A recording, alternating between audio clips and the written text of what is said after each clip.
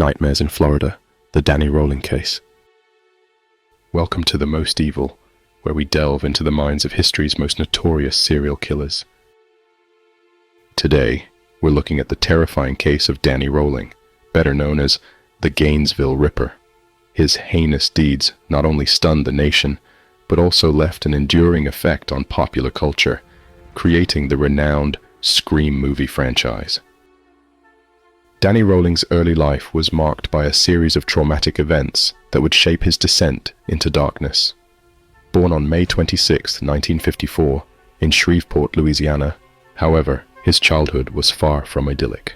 From a young age, Rowling was exposed to violence and instability within his own family. His father, James, was a deeply troubled man who struggled with alcoholism and frequently subjected his family to physical and emotional abuse.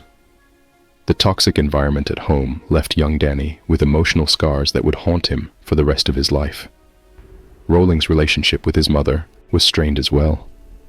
She often turned a blind eye to her husband's abusive behavior, leaving Danny feeling neglected and abandoned. The lack of a stable and nurturing parental figure only served to exacerbate his feelings of anger and resentment. As Rowling entered adolescence, his behavior grew increasingly erratic and troubling. He exhibited signs of mental illness, including paranoia and delusions, which went untreated due to the stigma surrounding mental health in his community. Instead of receiving the help and support he desperately needed, Rowling found himself ostracized and marginalized by his peers.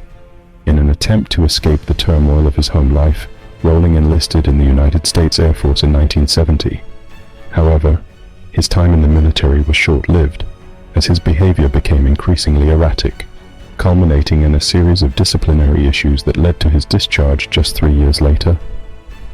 Following his discharge from the military, Rowling drifted aimlessly, unable to hold down a steady job or maintain stable relationships. He turned to a life of crime, committing a series of burglaries and robberies in a desperate attempt to support himself. Throughout his turbulent early adulthood, Rowling's mental health continued to deteriorate, leading to a downward spiral into madness. He became consumed by violent fantasies and delusions of grandeur, convinced that he was destined for infamy. It was this toxic combination of untreated mental illness, childhood trauma, and a desire for notoriety that would ultimately drive him to commit the horrific crimes that would forever stain his name in infamy. In August 1990, Rowling embarked on a gruesome killing spree in Gainesville, Florida, targeting college students. Over the course of 4 days, he brutally murdered 5 young people in a series of calculated attacks that shocked the community and baffled law enforcement. His victims are all brutally slain in their own apartments, their lives cut short in acts of senseless violence. Danny Rowling's methodology in carrying out his heinous crimes was as disturbing as it was meticulous. Driven by a twisted combination of rage, delusion, and a desire for infamy, Rowling meticulously planned and executed each of his attacks with chilling precision. Rowling's method of operation usually includes targeting young, college-aged women in Gainesville, Florida, where he carried out his killing spree in August 1990. Under the cover of darkness, Rowling would stalk his victims, carefully selecting targets who lived alone or in vulnerable situations. Using his military training and skills honed from a life of crime, Rowling would break into his victims' homes with ease, often gaining entry through unlocked doors or windows.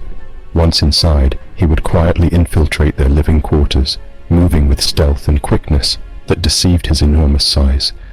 Armed with a knife and fueled by a sadistic lust for violence, Rowling would ambush his victims while they slept, catching them off guard and rendering them powerless to resist. The brutality of his attacks was matched only by the speed and efficiency with which he carried them out, leaving little time for his victims to react or defend themselves. The ferocity of his attacks was such that many of his victims suffered multiple stab wounds and other grievous injuries.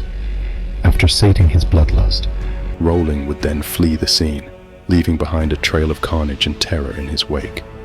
The sheer brutality and senselessness of his crimes sent shockwaves through the community. In the aftermath of his killing spree, Rowling's methodology would come under intense scrutiny by law enforcement officials and criminal profilers alike. His ability to evade capture for an extended period of time and the calculated nature of his attacks pointed to a cunning and methodical mind at work, one that was driven by a primal urge to kill and a thirst for notoriety that could never be quenched. The Gainesville police force, alongside the FBI, started a huge investigation to arrest the elusive killer terrorizing their community.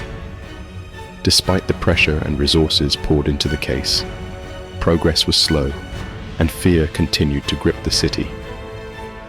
Danny Rolling, the notorious Gainesville Ripper, was finally apprehended by law enforcement authorities in September 1990, following a tense and exhaustive manhunt spanning several weeks. Rolling's capture was the result of meticulous police work, forensic evidence, and a stroke of luck, effectively bringing an end to his reign of terror after the discovery of his fifth and final victim, Manuel Taboada. Investigators intensified their efforts to catch Rolling after Taboada's discovery, deploying a vast array of resources and manpower, including collaboration between the FBI and the Gainesville Police Department, to develop a profile of the perpetrator. Rolling's downfall came unexpectedly during a routine traffic stop in Ocala, Florida, on September 7, 1990, when he was pulled over for a minor violation and subsequently found to have outstanding warrants for his arrest. With Rolling in custody, law enforcement officials found relief, knowing that the brutal murders that had terrorized Gainesville were now resolved.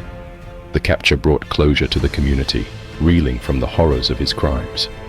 The capture of the Gainesville Ripper stands as a testament to the unwavering dedication and perseverance of law enforcement authorities, who remained relentless in their pursuit of justice for the victims and their families.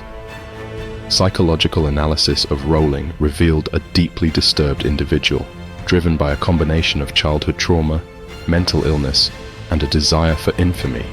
His legacy is one of terror and tragedy. The impact of Rolling's crimes extends far beyond Gainesville, shaping public perception of serial killers and inspiring countless works of fiction, including the Scream movie franchise. His name serves as a grim reminder of the darkness that lurks within the human psyche and the importance of vigilance in the face of evil. The case of Danny Rolling, the Gainesville Ripper, serves as a chilling reminder of the fragility of life and the depths of human depravity. While his reign of terror may have ended with his capture, the scars he left behind continue to haunt those who remember the horror of those fateful days in August 1990. If you found this video insightful, don't forget to like, share, and subscribe to our channel for more content on true crime and psychological analysis.